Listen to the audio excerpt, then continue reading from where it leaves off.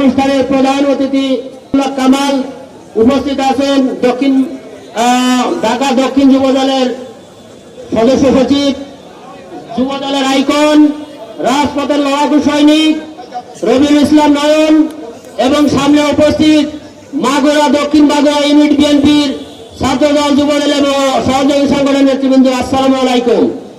আজকে বক্তব্য দেওয়ার জায়গা নয়, আজকে শুধু শুভেচ্ছা জানানোর দিন।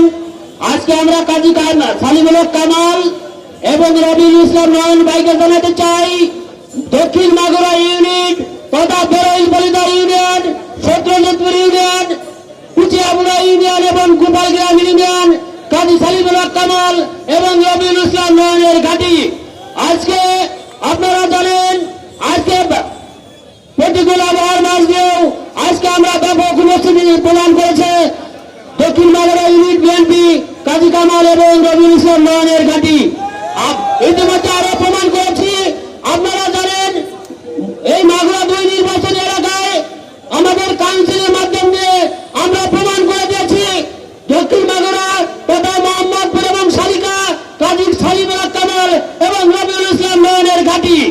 আগামীতে আমরা কাজী সালিমুল হক কামাল এবং রবিউল ইসলাম নয়নকে আমাদের মাঝে দেখতে চাই। আমরা একটা জিনিস বলতে চাই, আমরা আপনাদেরকে ফুলের মালা দিয়ে বরণ করে নেওয়ার জন্য অধীর আগ্রহে বসে আছি। আপনারা আমাদেরকে ধানের শীষ এনে দেবেন, আমরা আপনাদেরকে ফুলের মালা উপহার দেবো ইনশাল্লাহ।